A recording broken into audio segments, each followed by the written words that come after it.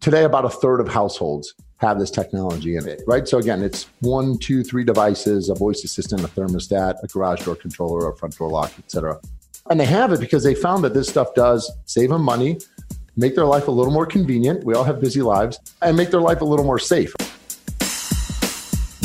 Welcome to the Property Management Brainstorm Show with Bob Preston. Bob is the president, owner, and broker of North County Property Group, the fastest growing and top-ranked property management company in North County, San Diego.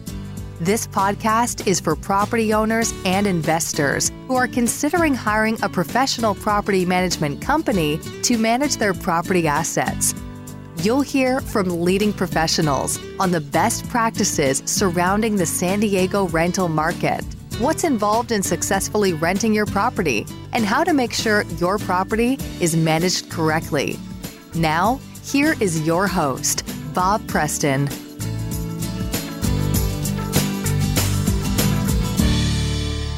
What's going on, brainstormers? Before we get started today, I'd like to offer you a copy of my new ebook called Best Practices for Renting Your Home. It's a quick read and offers all of my tips from being in the property management business for over 20 years, navigating the pitfalls and safety nets that come with being a landlord. This ebook has recently been published and is offered as a free download on the North County Property Group website. Find it at this web link and download it for free. www.ncpropertygroup.com/ebook. That's NC as in North County, ncpropertygroup.com/ebook. Welcome to the Property Management Brainstorm Show. I'm Bob Preston, your host, broadcasting from our studio in Del Mar, California at North County Property Group. If you're new here, please subscribe so you have ongoing access to all great episodes. And if you like what you hear, we would really appreciate it if you would pay it forward and leave a positive review. Well, every landlord and property manager I meet is looking for ways to reduce hassle and improve operating efficiencies, right? Everybody wants that. And today, the episode is dedicated to ways that can be accomplished through smart home technology and automation. I have with me today a guest who knows this market well and can explain what advantages smart home devices can bring to landlords and property managers. Sean Miller, president at PointCentral. So Sean, hey, thank you so much for joining Property Management Brainstorm. Hey, Bob. Thanks for having me here. It's a pleasure. You bet. And hey, I always like to start these episodes with our guests talking about themselves, just giving a little bit about your background, and then maybe you can jump into what PointCentral is all about. Yeah, happy to. So, myself, let's start there. So, Sean Miller, I'm the president of PointCentral. I currently live in Southern California, but I'm originally from Chicago. You know, as some may guess, working in tech, I've sort of been a geek my whole life. I'm not the formally trained geek like someone who went to school for it, but just always sort of been a passion for me to work with tech and try and understand technology. So married and have 2 wonderful little girls. So that's a little bit about Sean Miller. PointCentral is, tell people it's a property automation platform. And I think we'll get into a little bit more like what does that mean and how does it differentiate? But we're a property automation platform that tries to help property managers use IoT devices to do 3 basic things: drive more efficiency for themselves, better protect the assets that they're managing, and then help deliver amenities to their guests. We're a subsidiary of Alarm.com, which is a publicly traded larger entity that Alarm was one of the pioneers of cellular control of devices several years ago. And sort of as Alarm's built this product that was originally designed for an individual to control their own home, security and IoT devices. What PointCentral sort of did is we saw this opportunity 8 years ago to take the same IoT devices and make them a tool for property managers. So we built a different product or tech stack alongside Alarm.com that was specifically purpose-built for property managers. So you've thrown out a couple terms that I find really interesting.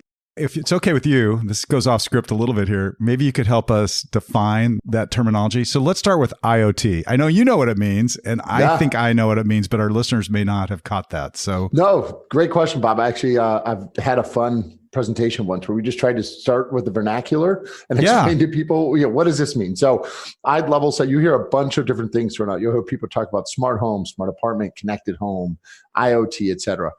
All of those things generally mean a connected device. So a device that is connected to the internet in some method or means. And it means it's an acronym for Internet of Things, right? IoT is an acronym for the Internet of Things, which is essentially think of, today when we say the internet, we think of our computers all wired together. So the next evolution of that is what people are saying is IoT, Internet of Things, where it's now our things can all autonomously sort of share data back and forth. Devices, if you will. Devices. Right, that traditionally might have even been dumb devices. Now they have some intelligence built in and they're connected. Cool. Exactly. So connected, I'd sort of say is your baseline, and then people will say smart, or you'll see intelligence. To me, that's the next layer on top of it. So something can be connected, but not necessarily smart. Great segue. Let's go there. So I hear the term smart home technology, and then I also hear the term property automation. Is there a difference there? Is it the same, or are we talking about the same thing? You're talking about a lot of the same devices.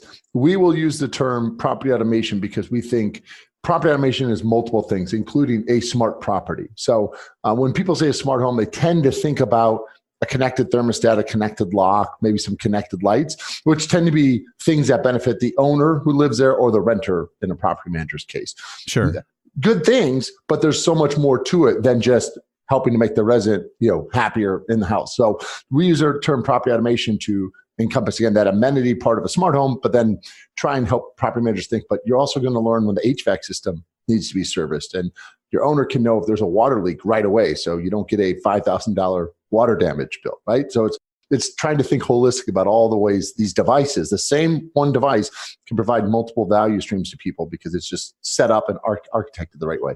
Gotcha. And so what devices or what types of smart home pieces would fit under that umbrella of automation? Maybe you can go there and you can answer it from, your perspective at PointCentral or more, broadly in terms of the industry, whatever. But I mean, you rattle off a bunch of stuff. Let's get the list complete, right? Yeah. So let's start there, right? The probably easiest way is to start with what are some of the most common devices. So generally you'll see people talk about locks, thermostats, light control. So lighting control can be two types: a switch in the wall or a plug-in device that goes into an outlet. Then you have cameras are a big thing now, and cameras you'd have two different ways. You have a camera in general, or an interior camera, let's say, and then you have exterior cameras, which would include video doorbells that have become very popular. And by cameras, you mean it's usually video, right? Video now, yes. For security purposes. Yep. Okay. And then probably the last two categories on that would be, think of water sensors and water shutoff valves, so water type products, and then lastly, voice assistants. Okay.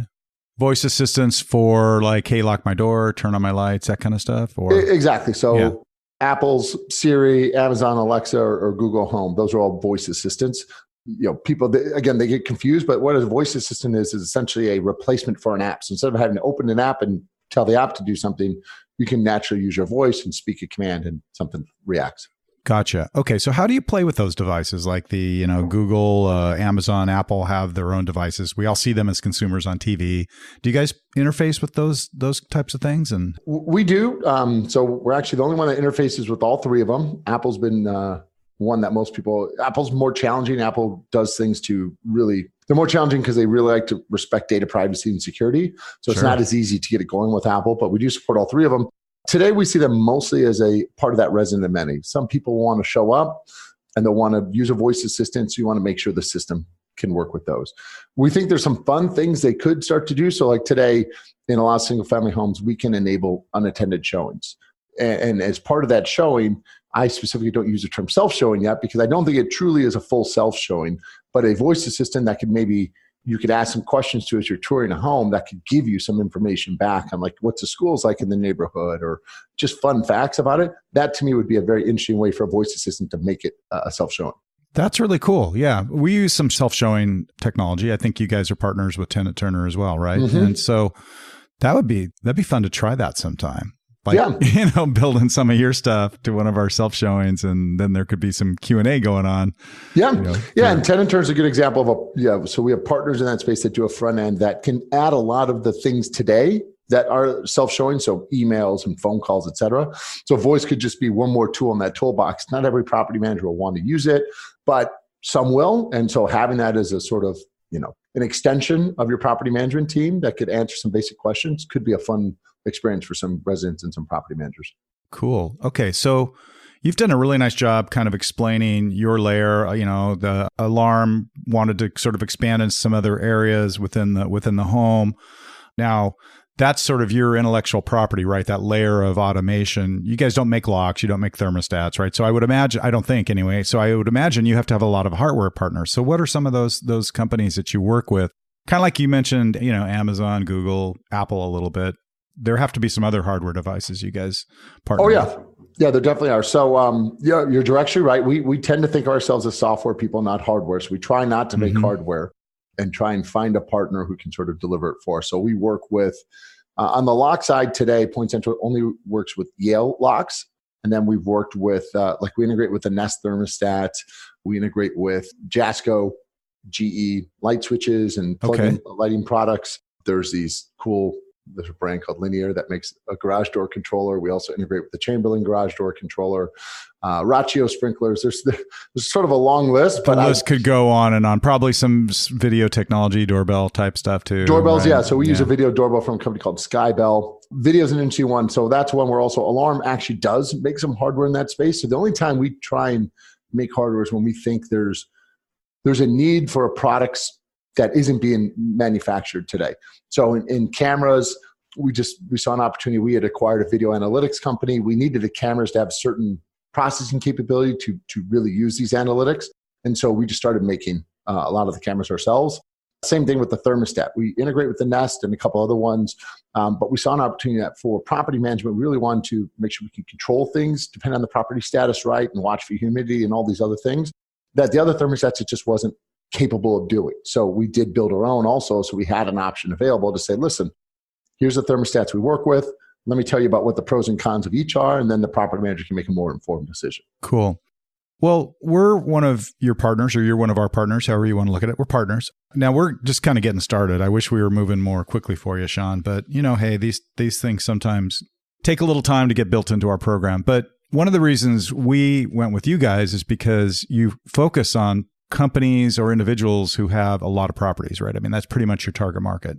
I have that right. Yeah. Like short-term rentals, long-term rentals, that kind of thing. We generally tell people we think we add value once you start getting, 10, 20 properties, right? Once it becomes too burdensome for you to do it by yourself, this stuff should come in and again, help augment what you're doing. So you don't have to do some of the talk to us about stuff. that. What are for companies like North County Property Group who have multiple properties in a portfolio, what does your technology bring to those companies or those individuals who are trying to manage, hundreds of properties? Yeah. So one of the biggest pain points people have is key management, right? So homes unoccupied. Tell me about it. Right. You're running out going, okay, where's that key? And I got to get a key to someone. And there's been lockboxes out there, but we've seen a lot of people start to shy away from lockboxes. A, the lockbox always bangs against the door and can damage the door. And B, keys get lost, right? A painter's leaving and they forget to put a key in and they walk out with it.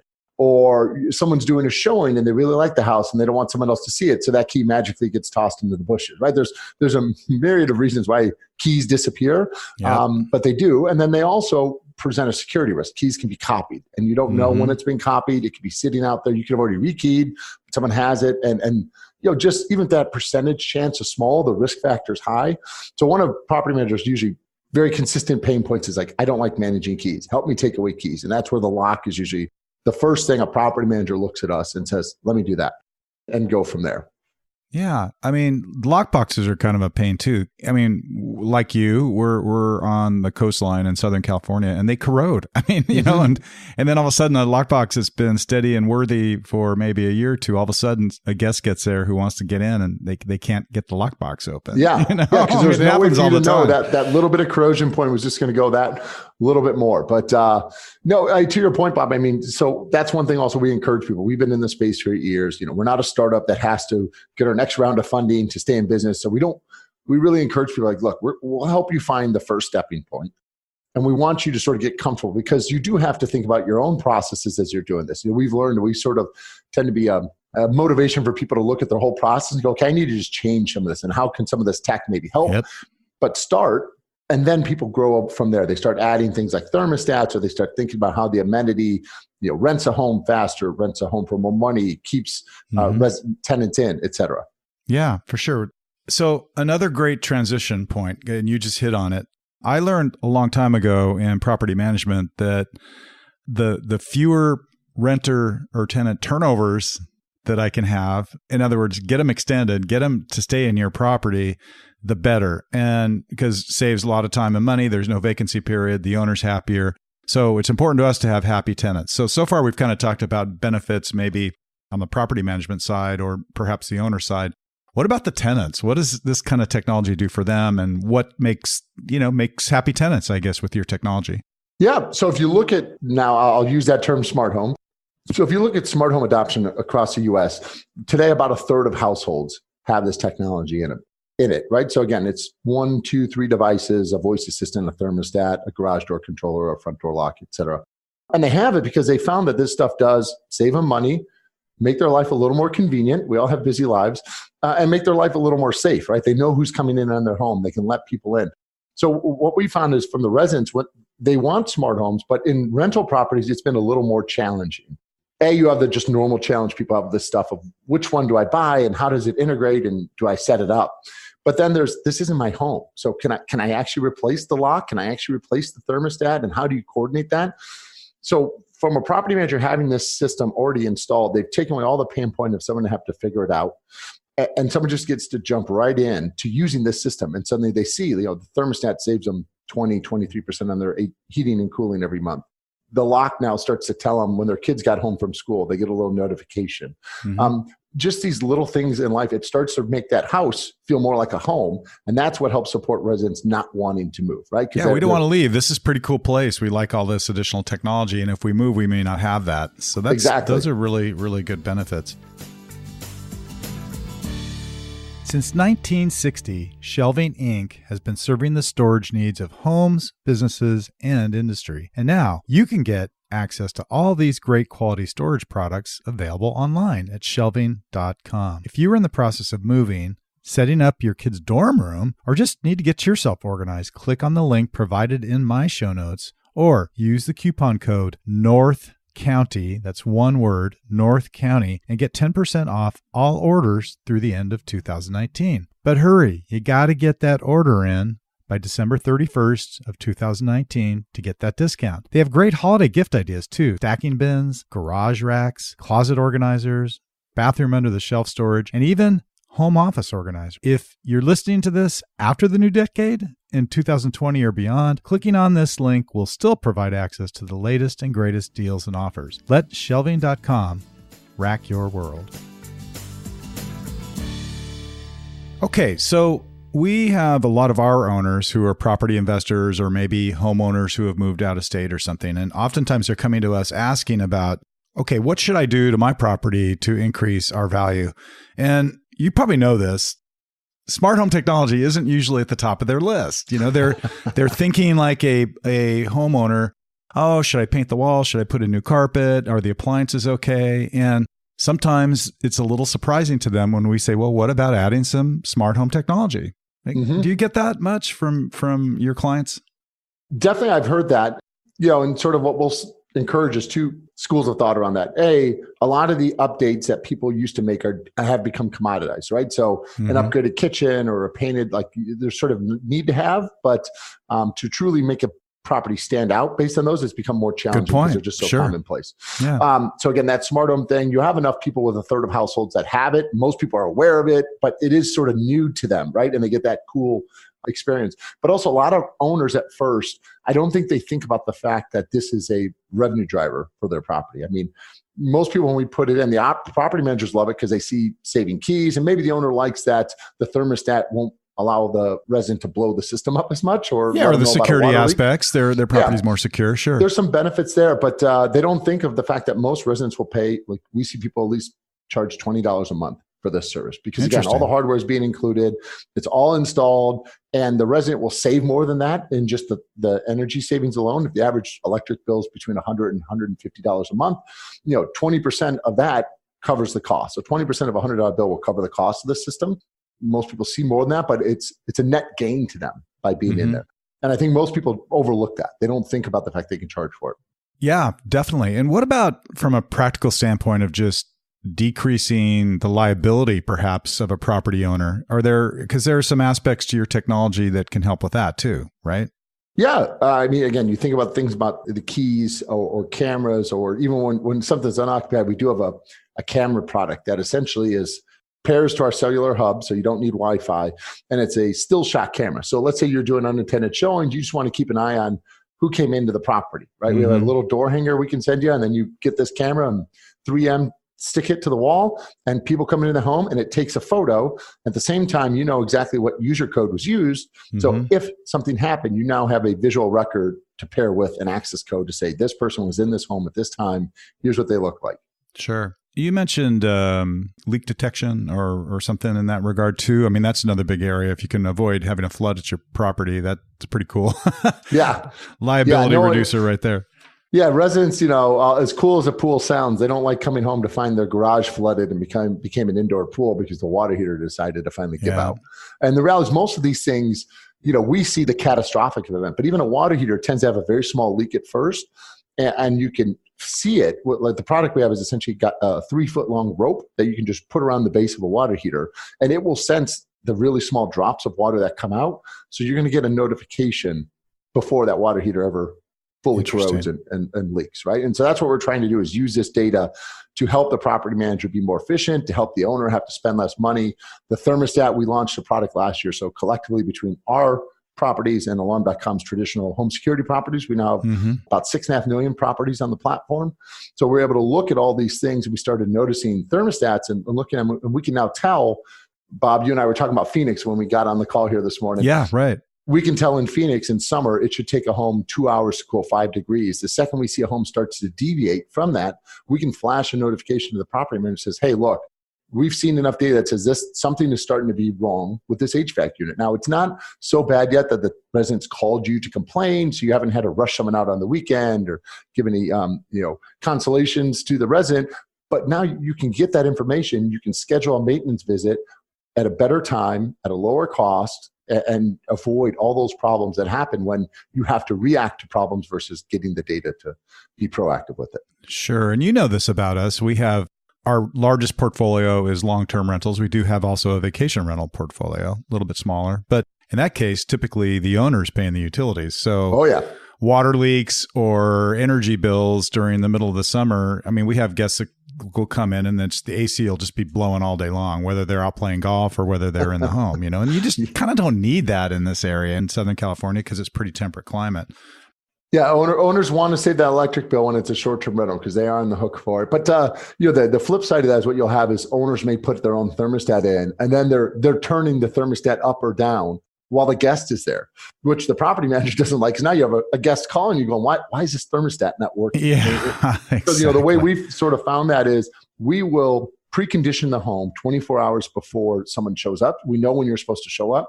So when the guest shows up, they have the right experience. They showed up to a properly conditioned home, but we did it at a slow pace. So it was energy efficient for the owner. The property manager's not getting screamed at by either side, and sort of just works, right? And it's the experience, I think we try and really reach for is we want to deliver the experience that makes everyone happy, not just one of the parties, because realize it's a multifaceted relationship we're trying to balance here. Yep. So you earlier said you're kind of a self-proclaimed techie. You like understanding how technology works together. So I don't want to get too techie here, Sean, but can you tell us what maybe some of the basic components are and what the interface is like? You just made a reference to, well, we can preset, have it basically these things turn on 2 hours before the guest arrives. What is just, really generally at the high level, what are all these pieces and how does a property management or property manager or maybe even the guest or the owner have interface to that? So let's start at the tech. This all starts for us in what we call our hub. So our system is cellular based. Cellular we like for two reasons. A, reliability. Wi-Fi in broadband still drops. When we watch stream video and we see the pixelation in the screen, those are packets being dropped, which is fine when you stream Netflix. But Murphy's Law, when you're using this tech in a property, that's when you push a lock code or push a thermostat control and it would drop. So cellular is much more reliable, and also it's much more secure. Well, Wi-Fi in theory, in large corporations, you see they can make a very secure Wi-Fi environment, but that's a full-time job for someone. When you're relying on Wi-Fi in a rental home, right, which router are they using? Have they updated the software? Do they have the right security settings on? There's just Huge so variable. Huge variable, too many right? variabilities there. So we can encrypt the cellular line and it's just our data on it. So it allows us to have the most secure, most reliable data connection back and forth. So that everything starts with our hub, and then people start to add the devices from there. So and the hub's in the home, right? The hub's in the home, correct. Okay, I gotcha. Okay. It's essentially a cell phone that you stick above a microwave, and it talks to all the devices and then uses a cellular channel to carry the data back. So that's from a hardware standpoint how that generally works. The hub also represents on the software essentially one household. So you always have one hub per household. On the software, then you'll have an interface for us where someone can come in and ideally just tell us some of the rules you want us to follow. So when a home is unoccupied, what temperature do you want it at? When a home goes to occupied, is it occupied short-term rental or occupied long-term rental? If it's long-term rental, we actually remove all the permissions or most of the permissions for the property manager. If it's short-term rental, you still keep some, but again, we want to then say, well, when that guest is in there, what temp do you want it for them there, right? So sort of give us some of the logic of the parameters you want us to do, and then we're going to do a lot. And then the only time the property manager has to log in is you want to create a new user, someone on your staff or that needs access, you create a user for them. But also we can automate users and a lot of this status stuff with some of our integrations with property management software. So we have an integration with Propertyware and with Rent Manager would be two examples in this space where someone can go and we'll see, hey, this unit's being rented to Sean Miller, Bob, I'm renting one of your homes. So I can see my name, pull it, create the account, send the login out. So you as a property manager, you didn't have to do anything, but I got the experience of showing up to this new home I'm rented and here's my email about how to access a smart home and emails on how to use it and et cetera. So we really try and automate a lot of things that deliver on the promise of making this something that saves time for the property manager. Cool. So the login, is it online through a computer? Is it on a handheld device? Both? How does that? What's your best, I guess. Generally, we have three ways people access our four. One would be those PMS integrations, our own website that you can go to. So if you go to PointCentral.com and you hit login, there's the login there for a property manager. There's also, we have iOS and Android apps. And the nice thing about the app, it's the same app. Whether you're a property manager or a resident, you put your login in, and based on that login, we know what type of user you are, and therefore we're going to show you the right interface. And then we also have a second app. So the fourth way people interact with us is we have an app for property management maintenance teams. So we don't get this a lot now. When we first started, we had a lot of property managers actually just want to install this stuff themselves. And so we had a separate app that sort of guided them through installing it. Today it tends to get used more in case someone's ever adding additional stuff. We'll try and do the installation for people now. Yeah. But now you can use this app if you ever later want to add something or swap something out, it sort of guides them through it. Cool. That's really helpful. Yeah, you integrate, I think, with both of our side. We have one property management software for our long-term and then long-term properties and then another for our vacation rentals. So having the code for the front lock sort of automatically assigned to a guest who's coming in, and then at the end of their stay, it kind of evaporates. I mean, that's a huge security and also just time savings for us too. Yep. Yeah, there's something like 25 different PMS software systems that we integrate with. That's plus crazy. Wow. Other partners like you mentioned, Tenant Turner, or we also integrate with Show Mojo, right? So we have all these other people that aren't a PMS, but they're not what we do. And we by working with them, we think we create more value for the property manager. Wonderful. Hey, one of the controversial things that we have to somehow have sort of the tough conversation with our owners has to do with video technology. Okay. So, they're living there now. Maybe they decide to, I'm going to make up a scenario here, Sean.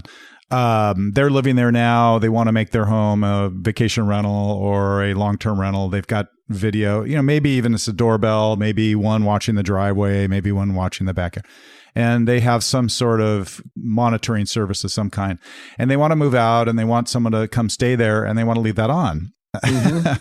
And we have to have this tough conversation. I don't know. I don't know if that's a very good idea. We have to. So what's your take on that? I mean, is it cool? Is it not cool when someone's going to be staying in your home? And by cool, I mean, is it okay to do that? Or is it, some might say, a complete infringement of privacy? So it's a lot of interest in doing it, right? I think you articulated, Bob, a lot of the reasons why. The owner loves it.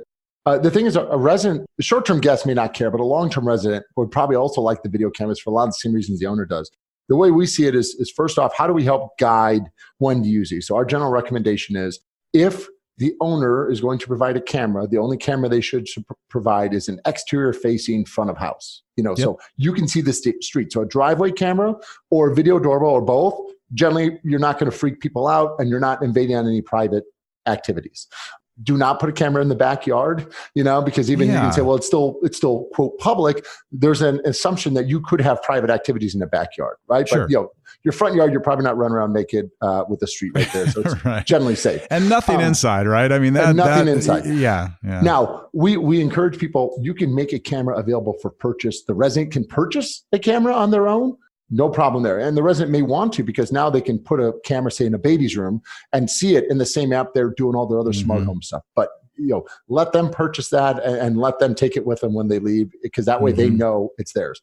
So first is sort of that type of when do we see it useful? The second is, how do we architect the software? So from a software standpoint, again, we set up rules. So sort of that camera control goes to the right person based on the use. So again, if it's a video doorbell in a long-term rental, Bob, you're going to be able to see it when it's unoccupied, and you can see who comes up to do showings or what time other people show up. But the second that unit goes to occupied, you're going to lose the ability to see it. Now, we'll probably still let you get to some of the stuff if there was an event. So if there was a burglary or a fire, we want to make sure that data becomes available to the right people. But we don't want you just randomly check it in, because that would be an invasion of people's privacy. So we shift that control to the resident. Then they now have a video doorbell. People love video doorbells. They think that's a really cool self-monitored security solution or safety solution. Well, that's a really interesting point, because sometimes from the owner's perspective, it depends on what their intent is, right? So if their intent is to have the video there so they can kind of spy on their resident, or, they can see if there's too many cars parking in the driveway, or if unauthorized pets are coming in and out of the property, or if they've, instead of just the tenants, now you got the brother-in-law and the somebody and all, if that's the intent, or if the intent is to truly, what you kind of described, have value add for your tenant, and that the tenant ultimately is, the people that get access to the monitoring, that's pretty cool, right? Yeah. Because then you're adding value for the whole renter experience. Yeah. Well, important point there, Bob, you mentioned, owners trying to probably do something that protects the home or protects the neighborhood. They don't want the neighbors necessarily having a bad experience if they're renting this out. The thing is, data privacy is becoming a very sensitive topic. Exactly. Here in California, where we both live, California's launching something called the California Consumer Protection Act in January. It's essentially a very strict data privacy law, and we are compliant with an international version of this called GDPR. So we'll be compliant with California. Most people aren't, and most people aren't even aware of this. So again, I'd encourage owners, if they're doing that, you could get yourself into a lot of trouble trying to self-manage people's privacy with this. Again, everything we're going to do, we're going to try and automate it so that we collect the useful information and don't get anyone in hot water. Yeah, that's kind of the tough love conversation we've had to have with a lot of owners who want to keep this stuff installed. And yeah, we've had stuff go down where tenants actually go around and clip the wires and stuff. And you don't want that either. I mean, yes. That's kind of crazy. Yeah. Hey, listen, I always ask this of my guests, hopefully your game, to share some story. Yeah, I see you chuckling now. And it doesn't, something that's had an impact maybe on your life, your career, or some personal experience. Maybe could be one about your business, whatever. It doesn't really matter. But tell us something about your past, a story that, give us a little bit more insight to Sean. Ooh, man. I could make a joke and share with all your listeners that by growing up in Chicago, I've been a Bears and Cubs fan, which means I'm just used to disappointment my whole life. No, I would tell you, I think I've done several different things in my life. One of the things that sort of stuck with me is my folks, when I was younger, started their own business from nowhere and sort of grew up. And so I've always had this tech thing, and I like to get out and get inquisitive.